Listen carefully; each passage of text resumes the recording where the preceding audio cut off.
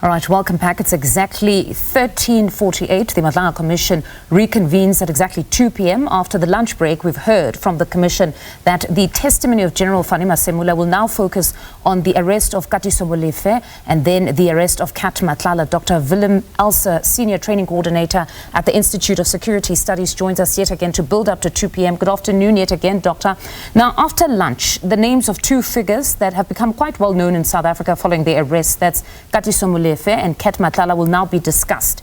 Now, a victim among SWAT and how he met his untimely death will also be unpacked, which I suppose is quite important and mustn't be lost on many people here, that they are real victims of corruption. It's not just collusive conduct where money is just siphoned out of government, but really that people actually lose their lives, because this specific case involved a tender at Transnet where prices for springs were inflated. SWAT's company, as we remember, had produced a spring for R3.20, which was to be sold by Katiso Molefe's company at 152 to Transnet, and they were going to sell 8,000 of those. So that amount was inflated to the tune of 4,500%. Just your views on just how corruption connects to the death of real people, because there are those who are just naive and say, if there's collusive conduct and all we're doing is stealing money from government, it means nothing, but we're starting to see bodies.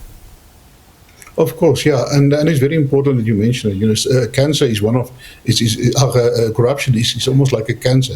It starts off and it eats away, and it eats away, and it eats away, and normally corruption also facilitate your environment of impunity for your criminal syndicates.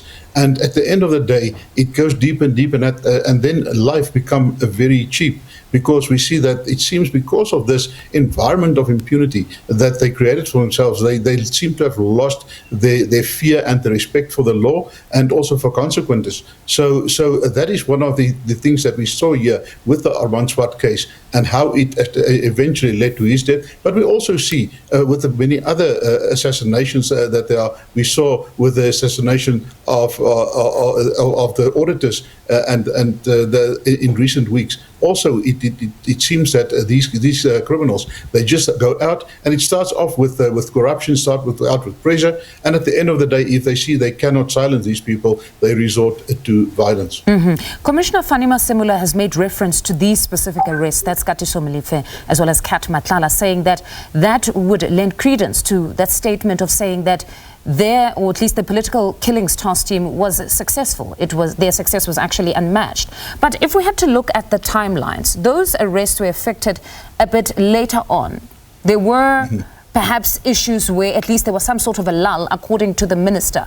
Do you think that these arrests, as significant as they are, will be enough that when the minister comes before this commission, he might be able to perhaps defend and say, beyond these arrests that we're seeing now, there wasn't that much movement that justified keeping this team? Do you think there would be a challenge there on the part of the minister to convince the commission or present an argument that explains or justifies his position to call for a disbandment?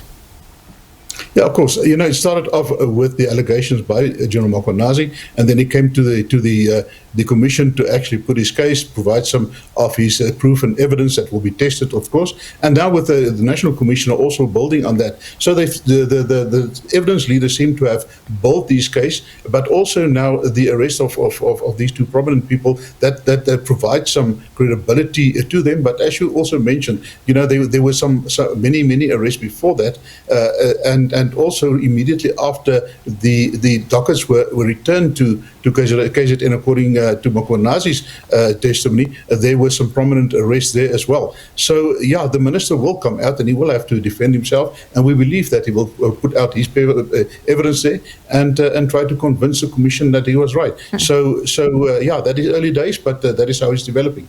You touched on the fact that there were arrests, and when we heard last week from General Mokwanazi's testimony, he was at pains to almost like emphasize that with them, they were effective. There were a number of arrests. But it seems the problem in society, we even spoke about it last week, becomes that if it's not prominent arrests or the arrests of people linked to a prominent figure that lost his life, then it's almost as if the police or that task team was not doing a lot of work. Because now, even with the killing of Armand Swart, when he was murdered, not many people knew of Armand Swart. But it became with the arrest of Katiso being linked to the murder of DJ somebody that people now took note. And now we're constantly hearing people talk about this engineer who, in his company, they blew the whistle around the Springs. What do you make of just that almost culture in South Africa where if you're not arresting people linked to public figures, then perhaps you're not doing enough? Unfortunately, you know, and I think social media also play a big role there in terms of informing the people and also perceptions that are being created. And a lot of these things around surrounding these crimes is perception. What is the public perception, and why do they do that? And also perception management.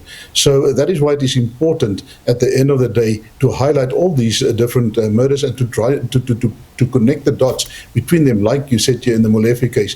That will make it more prominent. And so at the end of the day, that is very important that we understand that an arrest is just the beginning. Then it's a prosecution. Because and at the end of the day, it's a conviction. Yeah, because, pardon me, they had already made a breakthrough when it comes to Aman Swart's murder, because Katiso was already in prison for at least Aman Swart. But because Aman Swart was an engineer that was not known to many, now it was as if nothing was being done. It's only when the very Katiso, who was now incarcerated, was now linked to a different murder case, that now suddenly it seems as though there's some sort of movement with the political killings task team, but they had already made a breakthrough before this. Do you think that for police officers who really give their all, this is somewhat discouraging? That yes, we're talking about this PKTT today, but for every other ordinary police officer who's working in another province, and they continue to have these breakthroughs, but constantly they're criticized for not doing much. Do you think it's disheartening, even just listening to General Mkhwanazi last week at pains to explain that they really do make progress? Of course, you know, at the end of the day, being a police officer is grinding work. Most of the work that the police do is not in public sight. They work through nights, they work through weekends, they spend a lot of time away from their families, as the General also mentioned now. And you know, it's a very unthankful job that the police officers are doing. I spent some 28 years myself there. And at the end of the day, your reward, it comes from your peers, your reward comes from the successes in your convictions, etc.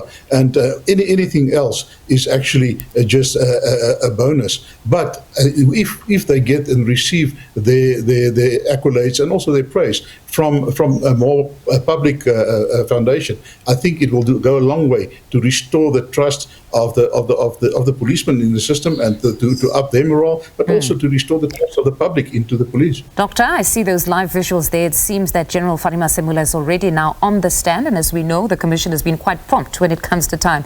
So we'll have to leave it there. Thank you very much for your indulgence. That's Dr. Willem Else speaking to us there from the Institute of Security Studies. And it seems that they're due to commence 4 minutes, or actually 3 minutes to go there. It seems they're still just prepping, but that's where we leave it for our S3 viewers. Thank you very much for joining us and enjoy your afternoon further. Let's just see any movement there. It seems they haven't yet started. Willem, I don't know if we still have you there. You know, pardon me for that. We quickly had to say our goodbyes, but it seems they haven't yet started. There's still enough time. You touched on the fact that most of the work happens behind the scenes when it comes to police officers. And for some of us, we wonder to what extent the transparency will go all the way here insofar as testifying, because these are specialized operations. And for now, none of it has been in camera. We've heard quite a lot. So one wonders if we are going to get to a point where there are exactly certain aspects that will be in camera. All right. Unfortunately, we've lost Willem Else there.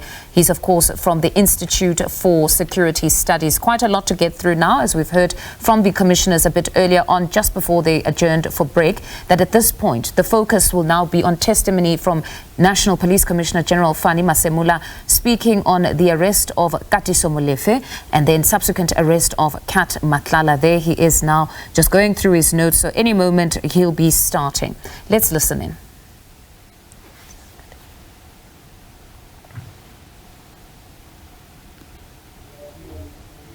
About to start. Cell phones off, please.